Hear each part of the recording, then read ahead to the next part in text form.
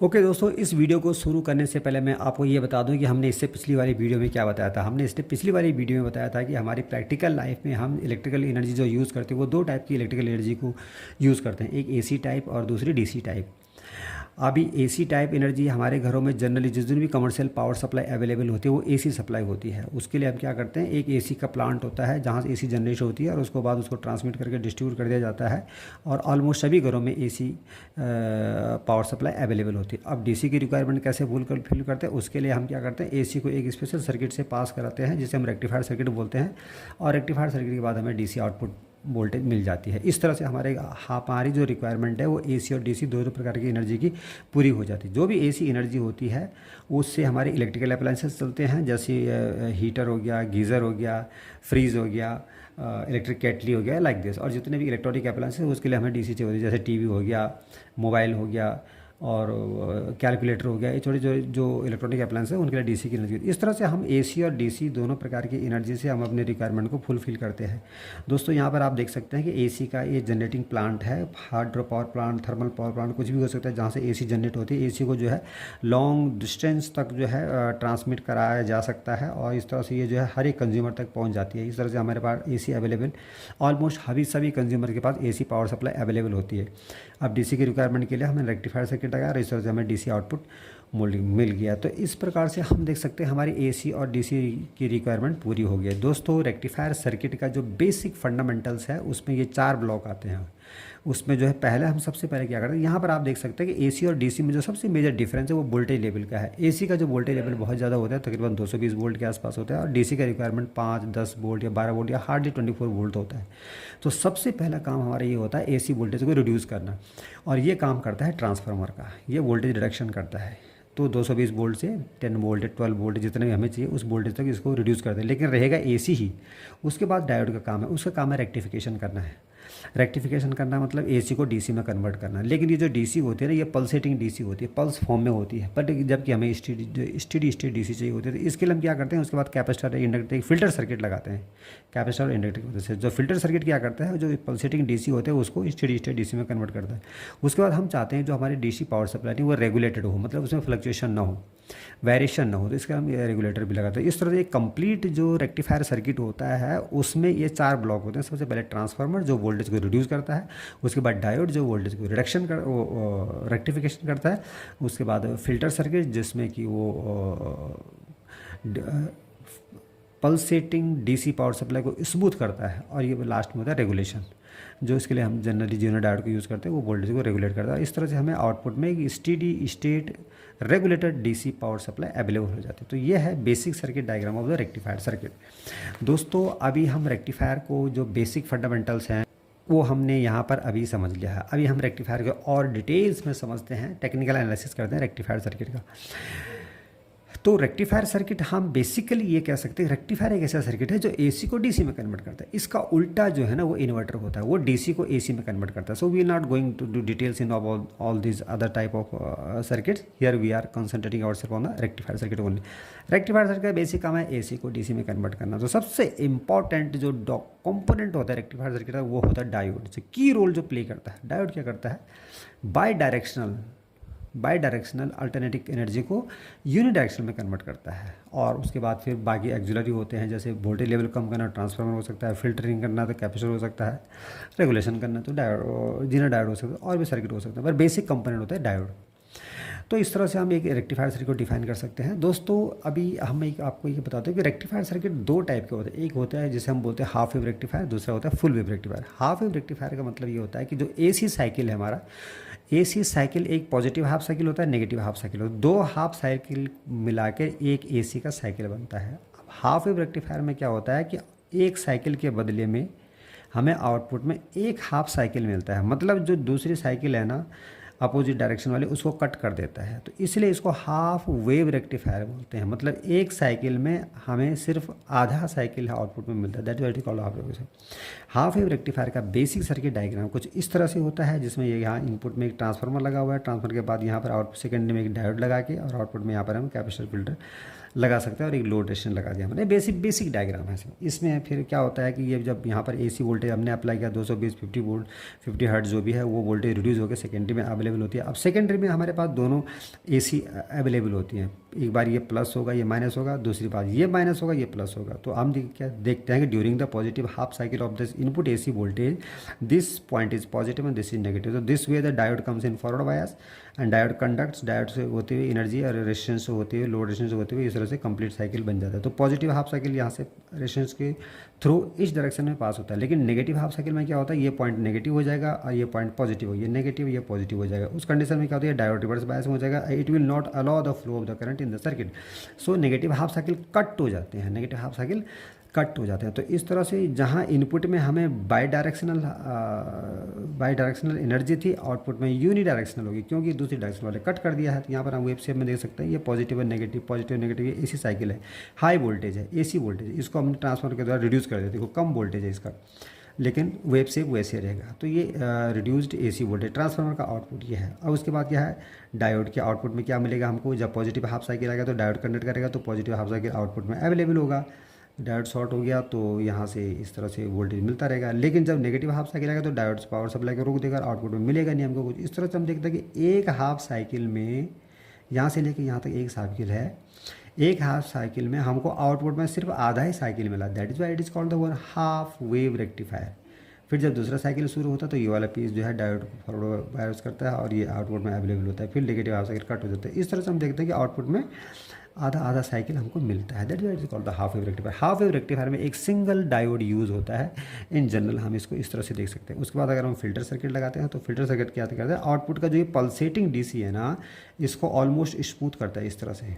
ये इसकी details technical analysis के अंदर हमने जाके कैसे इस तरह से होता है, बट यूँ समझ लीजिए अगर आपने कैपेसिटर लगाया तो ये जो पल्सेशन है ना, वेरिएशन है ना, इनको कम कर देता है कैपेसिटर। तो इस तरह से हमारा हाफ वेव रेक्टिफायर जो है एसी वोल्टेज को डीसी वोल्टेज में कन्वर्ट कर देता है। नाउ अब इसकी हम एक जो है एनालिसिस करेंगे इक्वेशन के थ्रू, किस तरह से आउटपुट वोल्टेज कितना होगा कैसे होगा वो समझें। देखो रेक्टिफायर का काम है एसी को डीसी में कन्वर्ट करना। तो डीसी पावर कितनी होगी आउटपुट में, या डीसी करंट कितना होगा आउटपुट में, उसको कैसे कन्वर्ट करेंगे। तो जो आउटपुट का साइकिल है ना, उसका जो एवरेज पावर है, देखो आउटपुट में हमें सिर्फ ये मिला है, तो इसका जो एवरेज होगा that will be the DC output power. तो इसको एवरेज कैसे निकालेंगे हम, 0 से पाई तक लेकर 0 से पाई तक इस सिनुसॉइडल वेव को हम इंटीग्रेट कर देंगे डिवाइडेड बाई पाई करके, तो इस तरह से एवरेज वैल्यू निकल जाएगा। तो यहाँ पर 0 से पाई तक हम अन साइन थीटा डी थीटा को डिवाइडेड बाई 2 पाई एवरेज कर दिया हमने, पूरे साइकिल के लिए एवरेज होगा, that is Y divided by 2 pi is that.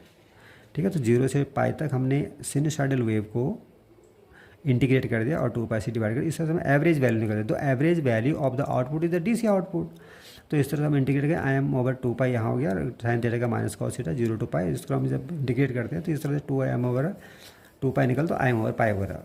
So output voltage DC output voltage will be what, I am over divided by the maximum value of the current divided by pi, that is 0.318 आता है तकरीबन। दो maximum का 0.318 value है, that will be the average output DC power. यहाँ पर हम current consider कर रहे हैं इसलिए आई डीसी करते हैं, वोल्टेज करने के अंदर वी डीसी करते हैं, पावर कंसीडर करने के अंदर पी डीसी आ जाए।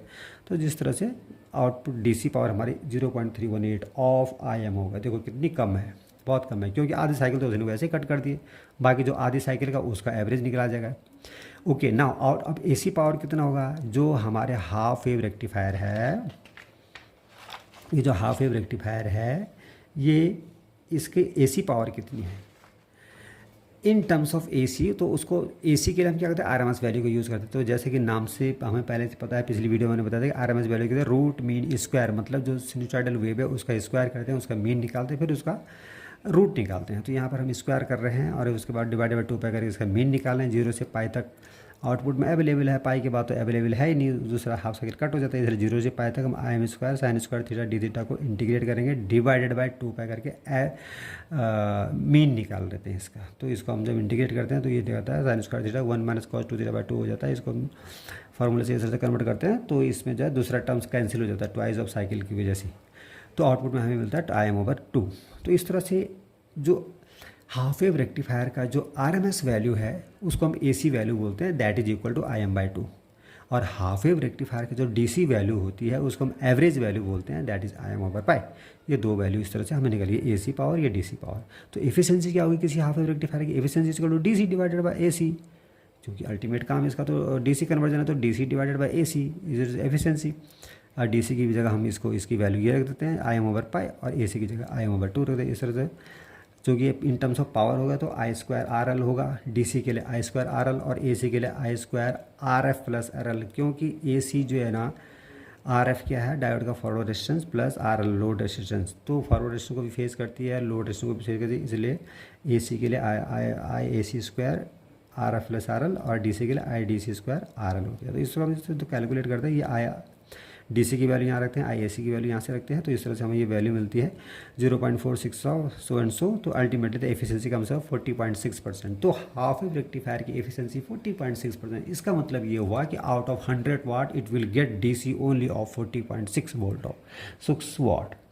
कितना कम है देखो, क्योंकि हाफ साइकिल तो पहले कट हो गया और बचा हुआ हाफ साइकिल को एवरेज दिख रहे हैं तो 40.6% के लगभग आता है। इस रिपल फैक्टर, रिपल फैक्टर का मतलब होता है कि जो डीसी आउटपुट में मिली है ना, it is not a steady state DC, there are some variation in that AC also, fluctuation in that DC also, so we call those fluctuation as a ripple factor।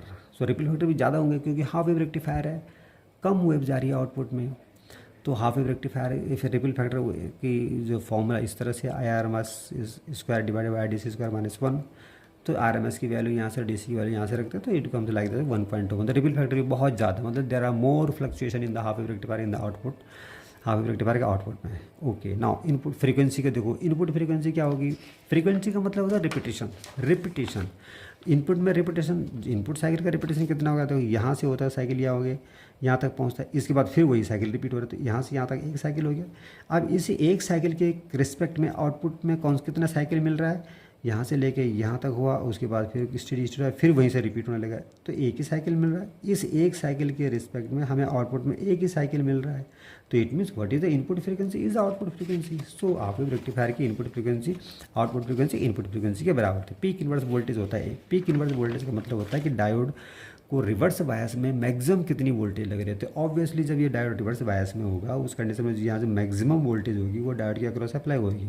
इसका मतलब diode को जो PIV है इसकी VM से ज़्यादा या equal होनी चाहिए कम से कम। तो that is why the half wave rectifier में PIV is equal to greater than equal to VM। एक टर्म्स और होता है हाफ वेव रेक्टिफायर, जिसे बोलते हैं ट्रांसफार्मर यूटिलाइजेशन फैक्टर। ट्रांसफार्मर कितना यूटिलाइज हो रहा है, जैसे कि हमने देखा कि जब नेगेटिव हाफ साइकिल आता है उस समय आउटपुट में करंट फ्लो नहीं हो रही थी, इसका मतलब ट्रांसफार्मर उस टाइम पे यूटिलाइज नहीं हो रहा है। So it is not a good gesture, that is why we calculate the transformer utilization factor. उसको कैलकुलेशन करने का तरीका ये होता है DC आउटपुट पावर या DC डिलीवर, कितनी DC पावर लोड को डिलीवर हो रही है डिवाइडेड बाय ट्रांसफार्मर की AC रेटिंग कितना है। तो we can calculate with this way, power deliver to DC is equal to VDC into IDC। This is the output power, this is the DC power deliver to the load, VDC into IDC। Transformer की AC rating क्या होगी, यहाँ transformer की AC rating होगी VRMS into IRMS। Obviously सभी transformer की ये rating होती है V इंटू I, यानी VRMS इंटू IRMS। लेकिन यहाँ पर क्या है, VRMS क्या होगा, VM/√2, जो जनरली पूरी AC वोल्टेज का होता है, क्योंकि वोल्टेज के दोनों हाफ साइकिल सेकेंडरी में अप्लाई हो रहे हैं, बट करंट है ना सिर्फ एक हाफ साइकिल में फ्लो होती है। That is why the RMS value of the current is equal to this much Im/2। However the RMS value of voltage will be VM/√2, जो AC का जो RMS वैल्यू होती है, that is why it is taken VM/√2 into Im/2, क्योंकि current सिर्फ half cycle के लिए flow होती है, इसीलिए करंट का जो RMS वैल्यू है हमने Im/2 लिया है, जबकि वोल्टेज के लिए हमने VRMS लिया है, जो AC का स्टैंडर्ड RMS वैल्यू होता है। That is why this way the we can find the transformer rating of secondary, in transformer की सेकेंडरी रेटिंग। इसको हम जब कैलकुलेट करते हैं VM/π into Im/π, DC rating हो गया divided by transformer rating secondary rating VM/√2 into Im/2। इस तरह से कैलकुलेट करते हैं, जिससे कम से 0.28, ट्रांसफार्मर यूटिलाइजेशन फैक्टर 28, मतलब ट्रांसफार्मर जो है ना 28.7% ही यूटिलाइज होता है हाफ वेव रेक्टिफायर में, बहुत कम utilisation. It is not a good rectifier, we can say it like this. So this was all about of the half wave rectifier. Now अब हम बात करते हैं फुल वेव रेक्टिफायर की। फुल वेव रेक्टिफायर और हाफ वेव रेक्टिफायर में difference ये है कि फुल वेव रेक्टिफायर में जो एसी के दोनों हाफ साइकिल है ना, वो दोनों हाफ साइकिल आउटपुट में मिल जाते हैं। हाफ वेव रेक्टिफायर में क्या होता है, दो हाफ साइकिल की जगह हमें आउटपुट में एक ही हाफ साइकिल मिल रहा था, एक को कट कर दे रहे थे। लेकिन फुल वेव रेक्टिफायर में दोनों हाफ साइकिल आउटपुट में डीसी बनाते हैं। कैसे, वो हम देखते हैं। सो फुल वेव रेक्टिफायर को हम दो भागों में डिवाइड कर सकते हैं, दो टाइप से बना सकते हैं कुल मिला के। एक होता है यूजिंग सेंटर टेप ट्रांसफार्मर और दूसरा होता है ब्रिज रेक्टिफायर। तो पहले हम सेंटर टेप ट्रांसफार्मर का फुल वेव रेक्टिफायर पढ़ेंगे, फिर ब्रिज रेक्टिफायर पढ़ेंगे।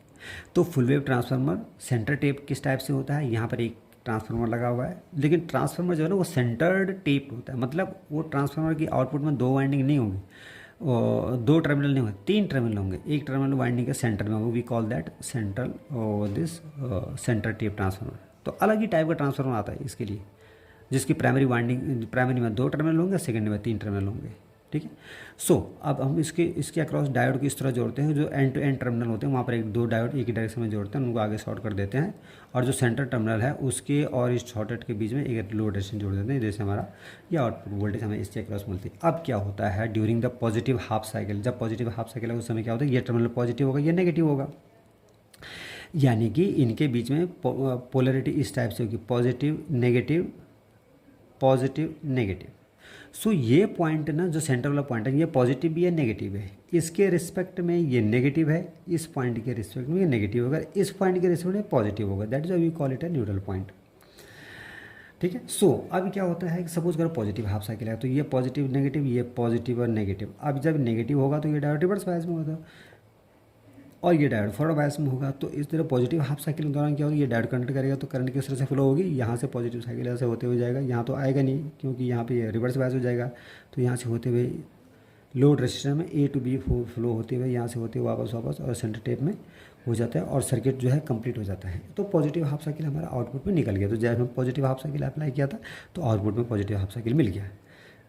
नाउ अब नेगेटिव हाफ साइकिल में क्या होता है, ये एंड नेगेटिव होगा, ये पॉजिटिव, फिर ये नेगेटिव, ये पॉजिटिव, कुल मिला के ये वाला एंड पॉजिटिव, ये वाला नेगेटिव। इस कंडीशन में क्या होगा, ये डायोड फॉरवर्ड बायस में आएगा, ये डायोड रिवर्स बायस में आएगा। तो फिर ये वाला फॉरवर्ड बायस में करंट का फ्लो किस तरह से बनेगा, ये डायोड कंडक्ट करे तो करंट इस तरह से फ्लो होते हुए यहाँ से होते हुए यहाँ, और यहाँ तो जाएगा नहीं क्योंकि डायोड रिवर्स बायस में, तो ऑब्वियसली यहाँ से होते हुए करंट फिर यहाँ से फ्लो होते हुए और इस तरह से सेंटर टेप के अंदर चली जाती है और सर्किट कंप्लीट हो जाता है। तो यहाँ पर हमें क्या देखने को मिलता है कि पॉजिटिव हाफ साइकिल के दौरान भी लोड रेजिस्टेंस में करंट इस डायरेक्शन में फ्लो हो रही है और नेगेटिव हाफ साइकिल के दौरान भी लोड रेजिस्टेंस में करंट इसी डायरेक्शन में फ्लो हो रही है। इसका मतलब लोड रेजिस्टेंस में करंट की डायरेक्शन चेंज नहीं हुई है।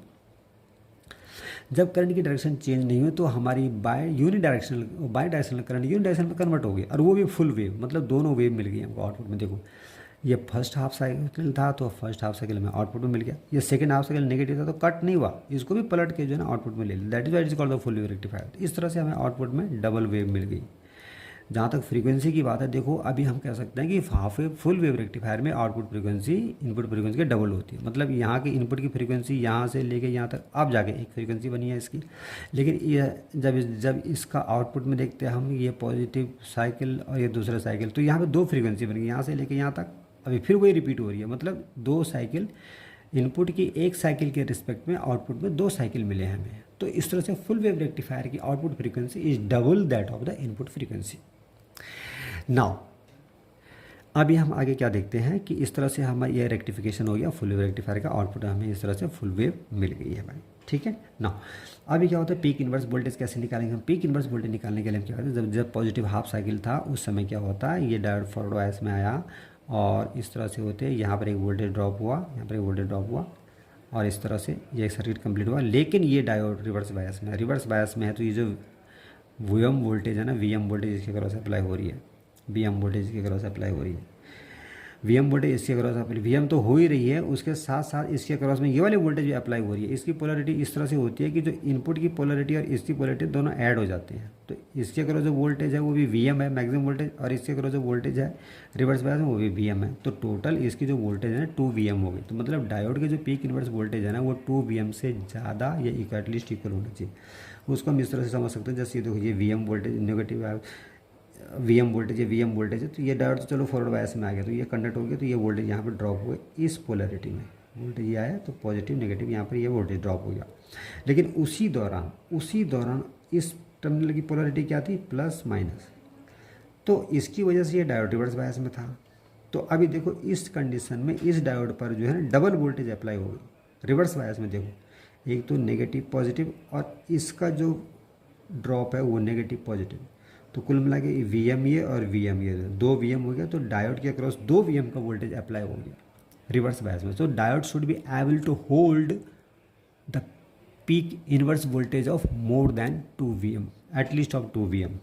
That is why the full wave rectifier का PIV 2 VM के बराबर होता है। Input frequency double of that out of the input frequency will be double that of output frequency will be double that of the input frequency. ये हमारा frequency का terms हो गया। नाउ अभी हम कैलकुलेट करते हैं इसकी एवरेज वैल्यू कितनी होगी, एवरेज DC वैल्यू कितनी होगी और एवरेज RMS वैल्यू कितनी होगी। तो दोस्तों यहाँ पर हम देखते हैं, जैसे हम पहले भी बता चुके हैं हाफ वेव रेक्टिफायर के केस में, average value of the output, या यूँ कह सकते हैं कि फुल वेव रेक्टिफायर का जो DC आउटपुट है that is the average value. Average value कैसे निकालेंगे, 0 से पाई तक उसको इंटीग्रेट कर दो, डिवाइडेड बाई पाई कर देंगे। तो यहाँ पर हम डिवाइडेड बाई पाई क्यों किया, क्योंकि एक साइकिल यहाँ पर दूसरा साइकिल शुरू हो जाता है, फिर एक साइकिल शुरू हो गया दूसरा साइकिल शुरू हो जाता है, फिर इसीलिए हम इसको 0 से पाई तक इंटीग्रेट करेंगे, डिवाइडेड बाई पाई कर देंगे। जबकि हाफ वेव रेक्टिफायर में 0 से पाई तक इंटीग्रेट करके डिवाइडेड बाई 2 पाई किया कर रहा था हमने, क्योंकि वो साइकिल यहाँ से यहाँ तक तब कंप्लीट हो रहा था। यहाँ पर ये साइकिल यहीं पर कंप्लीट हो गया। That is why average value 0 से pi VM sin theta d theta divided by pi. ये this is the average value of the output and average value is to DC, so we can call it DC as well as the average value. VM over pi, इसको integrate करके minus cos theta, इसको जब हम इसकी value रखते हैं तो ये becomes like the 2 VM over pi. 0.637 of VM या 63.7% एवरेज वैल्यू। देखो थोड़ा ज़्यादा हो गया इसका, हाफ वेव रेक्टिफायर से डबल हो गया। तो एवरेज वैल्यू हमारे आउटपुट वोल्टेज ज़्यादा हो गई, अभी यहाँ पर DC वोल्टेज ज़्यादा हो गया हाफ रेक्टिफायर की कंपेरिजन, क्योंकि यहाँ पर हमारे 2 साइकिल मिल गए ना, तो 2 साइकिल का एवरेज ज़्यादा होगा बजाय कि 1 साइकिल के एवरेज का। तो इस तरह से हमारा एवरेज वैल्यू या DC वैल्यू जो है फुल वेव रेक्टिफायर में आएगा 0.637 ऑफ VM। ठीक है। नाउ RMS वैल्यू कितना होगा, RMS value AC equivalent, AC value की AC वैल्यू ही RMS वैल्यू होती है, तो VRMS equal to VAC। VRMS कैसे निकालेंगे, फिर वही रूट मीन स्क्वायर वैल्यू, जो हमारा सिनुसॉइडल वेव है VM स्क्वायर, इसको स्क्वायर करो, फिर उसको मीन निकालो। मीन निकालने के फिर हमने देखो डिवाइडेड बाई पाई किया, डिवाइडेड बाई 2 पाई नहीं किया, डिवाइडेड पाई क्यों किया, साइकिल जो है पाई में कंप्लीट हो जा रहा है। डिवाइडेड पाई और 0 to pi, this was VRMS square. अब इसको अंडर रूट करने के लिए फिर हम VRMS हटाते हैं, तो VRMS को अंडर रूट करते हैं, then it comes to RMS value. तो इसको जब कैलकुलेट करते हैं it comes VM square by 2, और इसको जब अंडर रूट करते हैं VRMS की वैल्यू होता है VM बाई √2 हो जाता है। It is equivalent to 0.707 of VM value. तो ये हमारी RMS वैल्यू है, मतलब हाफ वेव रेक्टिफायर का जो आउटपुट है ना, उसका जो DC वैल्यू है दैट इज 0.637 ऑफ VM, और उसकी जो AC वैल्यू होने दैट इज 0.707 ऑफ VM। इस ना अब हम इसकी इफिशिएंसी कैसे निकालेंगे, फिर वही फॉर्मूला, इफिशिएंसी को DC आउटपुट, चूँकि रेक्टिफायर है तो DC output divide by AC input. तो DC आउटपुट क्या होगा, IDC स्क्वायर RL, क्योंकि RL के क्रॉस ही तो आउटपुट ले रहे हैं हम, और इनपुट जो वोल्टेज AC अप्लाई हो रही है वो RF और RL, डायोड का फॉरवर्ड रेजिस्टेंस और RL दोनों को फेस कर रहा है, तो IM square RMS square RF plus RL हो जाएगा। तो इस तरह से DC आउटपुट बटे AC इनपुट। तो इस तरह से IDC की वैल्यू हम यहाँ से रखते हैं और IRMS की वैल्यू यहाँ से रखते हैं। ठीक है। So we get the efficiency around that of 81.2% या फिर 0.812। यहाँ पर देख सकते हैं एफिशिएंसी जो है बहुत ज़्यादा होगी, जस्ट डबल है that of half wave rectifier है। मतलब इट इज़ गुड, मतलब अगर 100 वोल्ट AC हमारे पास है तो हम 81.2 के आसपास हमारे पास DC वोल्टेज मिलेगी। सो इतनी वोल्टेज को ये DC में कन्वर्ट करता है। So it was all about the ripple factor. क्या होगा, रिपल फैक्टर मैंने आपको बताया था कि आउटपुट का जो DC है ना, इट इज़ नॉट प्योर है DC, it is a pulsating DC, उसमें वेरिएशन रहता है। तो जो कितने वेरिएशन है उसको हम रिपल फैक्टर से डिफाइन करते हैं। रिपल फैक्टर का फॉर्मूला अगेन फिर वही IRMS बाई IDC का होल स्क्वायर -1। RMS की वैल्यू यहाँ से रखो, DC की वैल्यू यहाँ से रखो, तो वी गेट दैट 0.48। देखो रिपल फैक्टर कम हो गया अभी, हाफ वेव रेक्टिफायर में रिपल फैक्टर कितना था 1.21, यहाँ पर रिपल फैक्टर कम हो गया, मतलब कम फ्लक्चुएशन है यहाँ आउटपुट में, क्योंकि डबल साइकिल आ गया ना, तो आउटपुट में फ्लक्चुएशन कम है यहाँ पे। सो रिपल फैक्टर जितना कम होगा उतना अच्छा रेक्टिफायर माना जाता है। इफिशिएंसी जितना आज ज़्यादा होगी रेक्टिफायर उतना अच्छा माना जाता है। Now one more important factor is that transfer utilisation factor. हमने उसमें भी पढ़ा था transfer utilisation factor half wave rectifier में 0.28 के आसपास आ रहा था, 0.287। यहाँ पे देखो, यहाँ पर जो ट्रांसफार्मर का सेकेंडरी है ना, वो रिवर्स बायस की वजह से ना नो स्टॉप नहीं हो रहा है, it current is continuously flowing in the secondary of the transformer, तो ऑब्वियसली इसका ट्रांसफर यूटिलाइजेशन फैक्टर ज़्यादा निकलेगा। तो ट्रांसफर कैसे निकालें transfer utilisation factor, DC load power, DC load को कितनी डीसी पावर जा रही है डिवाइडेड बाय ट्रांसफार्मर की जो पावर रेटिंग क्या है वो है, तो डीसी का आउटपुट लोड क्या है V into I, V D C into I D C, V D C क्या है ये जी twice V M over pi, twice हमारा पाई ये हो गया। और इस तरह से पावर रेटिंग सेकेंडरी की पावर रेटिंग कितनी हो गई उसको हम कैसे निकालेंगे, V M by root two I M by root two, क्योंकि आर एम वो V R M S into I R M S, क्योंकि दोनों हाफ साइकिल में वोल्टेज भी आ रहा है और करंट भी फ्लो हो रहा है, that is why we call it V R M S into I R M S. सो इस तरह से हम कैलकुलेट करते हैं 8/π² आता है, 81.2% इसका जो है ट्रांसफर यूटिलाइजेशन फैक्टर आता है। ठीक है, अब प्राइमरी की अगर हम निकालना चाहते हैं तो प्राइमरी की ट्रांसफर यूटिलाइजेशन फैक्टर आता है 2 into transfer utilisation factor of half wave rectifier. तो इस तरह से हम ट्रांसफर की प्राइमरी का यूटिलाइजेशन फैक्टर भी निकाल सकते हैं, और तो ट्रांसफर की एवरेज जो है यूटिलाइजेशन फैक्टर प्राइमरी का यूटिलाइजेशन फैक्टर और सेकेंडरी का यूटिलाइजेशन का एवरेज निकालते हैं, तो इट कम्स अराउंड 69.3% ऑफ, मतलब कंप्लीट ट्रांसफर के ट्रांसफर यूटिलाइजेशन फैक्टर निकालते हैं तो इस तरह से निकालते हैं प्राइमरी का और सेकेंडरी का एज वेल। अदरवाइज सेकेंडरी के जहाँ तक बात करें तो ट्रांसफर यूटिलाइजेशन फैक्टर 81.2% आता है, मतलब अच्छा यूटिलाइजेशन है सेकेंडरी का। Now this was all about of this full wave rectifier. Now full wave bridge rectifier, इसमें हम क्या करते हैं, just it is simply similar to that of full wave rectifier, the difference only that we need not to take that centre tap transformer, हम एक simple transformer से full wave rectifier बना सकते हैं, but difference only is that कि हमें यहाँ पर 2 डायोड की जगह 4 डायोड लगाने पड़ेंगे। यहाँ पर देखो ये ट्रांसफार्मर लगाया है, स्टेप डाउन किया इसने, सेकेंडरी आया, सेकेंडरी में हमने डायोडों का अरेंजमेंट कुछ इस तरह से किया है, इसमें 4 डायोड लगा के हमारे पास आउटपुट में जो है DC voltage full wave rectification मिल जाता है। कैसे मिलता है, देखो जब ये पॉजिटिव होगा नेगेटिव होगा, दूसरी बार ये नेगेटिव हो या पॉजिटिव, अगर ये पॉजिटिव या नेगेटिव है तो उस कंडीशन में क्या होगा, current will flow from here the this diode will comes in forward bias यहाँ से होते हुए और इस तरह से लोड रेजिस्टेंस से होते हुए यहाँ से वापस और इस डायोड को रिवर्स बायस हो जाता है, तो ये फॉरवर्ड बायस से होते इस तरह से सर्किट कंप्लीट हो गया। ये होता है positive half cycle. Negative half cycle में क्या होगा, ये नेगेटिव होगा ये पॉजिटिव होगा, तो ये यहाँ से होते हुए पॉजिटिव जाएगा तो ये डायोड फॉरवर्ड बायस में आएगा, इस तरह से होता है। Again the current flowing in the second half cycle is flowing in the same direction through the load, और इस तरह से होते यहाँ से होते और इस तरह से ये करंट इस तरह में सर्किट कंप्लीट हो गया। तो कहने का मतलब ये हमने क्या देखा कि एसी के दोनों हाफ साइकिल के दौरान आउटपुट में करंट एक ही डायरेक्शन में फ्लो हो रही है, so the bidirectional AC has been converted into unidirectional AC. ये पॉजिटिव डायरेक्शन ये नेगेटिव डायरेक्शन, ये पॉजिटिव ये नेगेटिव है, इस तरह भी current will flowing in the primary and secondary में क्या हो रहा है, पॉजिटिव हाफ साइकिल आउटपुट में मिल गया पॉजिटिव, नेगेटिव हाफ साइकिल भी उसी डायरेक्शन में मिल गया, सो ये भी उसी डायरेक्शन में मिल गया।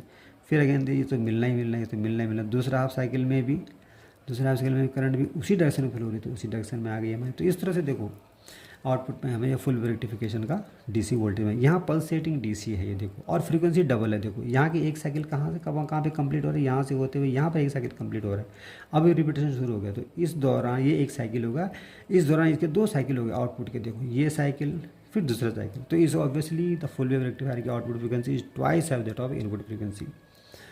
ठीक है, और एवरेज और डीसी एवरेज वैल्यू जो डीसी वैल्यू बिल्कुल वैसे निकलेगी जैसे हमने सेंटर टेप ट्रांसफार्मर की निकाली, क्योंकि वेव शेप तो वैसे ही है। इसी तरह से उसकी आरएमएस वैल्यू भी निकाल सकते हैं, आरएमएस वैल्यू निकालने भी बिल्कुल वैसे निकलेगी जैसे हमें फुल वेव रेक्टिफायर में निकलेगा Im/√2। ठीक है, सो इस तरह से फुल वेव रेक्टिफायर को भी हम ब्रिज रेक्टिफायर की मदद से बना सकते हैं और सेंटर टेप रेक्टिफायर की तरफ से भी ऐसे भी बना सकते हैं। बाकी पैरामीटर चूँकि इसका वेव शेप आउटपुट में बिल्कुल वैसे ही जैसे centre tap full wave rectifier का था, तो जो कैलकुलेशन है हमारी एवरेज वैल्यू की, आरएमएस वैल्यू की, पीक इनवर्स वोल्टेज, वो पीक इनवर्स नहीं, output frequency, transfer utilisation factor को, ये सब बिल्कुल वैसे ही आएगा जैसे सेंटर टेप। यहाँ पर जो डिफरेंस होगा वो होगा पीक इनवर्स वोल्टेज का। पीक इनवर्स वोल्टेज का देखो, जैसे ये वीएम वोल्टेज है ना, तो जो डायोड रिवर्स बायस में होगा ना उस पर वीएम ही अप्लाई होगा। सपोज करो देखो ये डायोड फॉरवर्ड बायस में था और ये डायोड रिवर्स बायस में था, तो ये जो वीएम वोल्टेज होते हुए ये पॉजिटिव होते हुए यहाँ पर अप्लाई होगा नेगेटिव वोल्टेज यहाँ पे, इस ये डायोड रिवर्स बायस में, तो पॉजिटिव वोल्टेज यहाँ से होते हुए यहाँ तो फ्लो हो रही है, उसके साथ इसको भी प्रेशराइज कर रही है ये रिवर्स बायस में उस समय, तो वोल्टेज तो मैक्सिमम जितनी वोल्टेज यहाँ जाएगी उतनी वोल्टेज इस पर अप्लाई होगी। इसका मतलब it is observing it is being applied in the reverse bias, the V M voltage इस पर भी अप्लाई होगा, that is why it's P I V should be equal और greater than that of V M only, ठीक है। और centre tap में इसका ट्वाइस वी एम था। इस तरह से हम देखते हैं this is the full wave bridge rectifier. दोस्तों यहाँ पर हम कंपैरेटिव स्टडी देख सकते हैं फुल वेव रेक्टिफायर और हाफ वेव रेक्टिफायर और ब्रिज रेक्टिफायर की। तो इसमें हाफ वेव रेक्टिफायर में एक डायोड यूज़ होता है, सेंटर टेप में 2 होते हैं और ब्रिज रेक्टिफायर में 4 डायोड यूज़ होते हैं। ट्रांसफर की जरूरत होती है, हाफ वेव रेक्टिफायर में जरूरत नहीं है, सेंटर टेप ट्रांसफर की। जो वोल्टेज है उसी को रेक्टिफायर, हाँ वोल्टेज लेवल अगर कम ज़्यादा करना तब हम ट्रांसफर यूज़ कर सकते हैं, लेकिन सेंटर टेप में ज़रूरत होती है क्योंकि इनपुट में हमें 2 ही टर्मिनल होते हैं। अब सेंटर टेप रेक्टिफायर बनाने के लिए हमें 3 टर्मिनल की जरूरत है, तो ऑब्वियसली हमें ट्रांसफर यूज चाहिए होगा। ब्रिज रेक्टिफायर में ज़रूरत नहीं है, ठीक है। पीक इनवर्स वोल्टेज जैसे कि बताया गया इसका वी एम होगा, सिर्फ सेंटर टेप के केस में ट्वाई वी एम होगा और ब्रिज रेक्टिफायर में वी एम होगा। Output frequency half wave rectifier में उतनी होगा, लेकिन फुल वेव रेक्टिफायर में डबल फ्रीक्वेंसी हो जाता है, ठीक है। Maximum efficiency half wave rectifier 40.6 और सेंटर टेप या फुल वेव रेक्टिफायर की जस्ट डबल होगी, 81.2% होगा। रिपल फैक्टर हाफ वेव में ज़्यादा होगा क्योंकि फ्लक्चुएशन ज़्यादा है, एक हाफ साइकिल ज़्यादा सिर्फ आउटपुट में, तो 1.21 है। सेंटर टेप में फ्लक्चुएशन कम हो गए, देखो रिपल फैक्टर्स कम हो गए, देखो क्योंकि दोनों हाफ साइकिल आउटपुट में मिल गया। Transfer utilisation factor half wave कम होगा क्योंकि आधे साइकिल में ट्रांसफर काम ही नहीं कर रहा है, 28.7। फुल वेव में डबल काम करेगा, 81.2 81.2%। तो this was all about of the rectifier circuit. और इस तरह से हम अपनी हर एक सर्किट का अपने के एडवांटेज और डिसएडवांटेज है, that we can study in another video in details. और इस तरह से जो भी हमें सुटेबल रेक्टिफायर सर्किट की ज़रूरत होती है हम उस रेक्टिफायर सर्किट लगा के आउटपुट में अपने डीसी रिक्वायरमेंट को फुलफिल कर सकते हैं।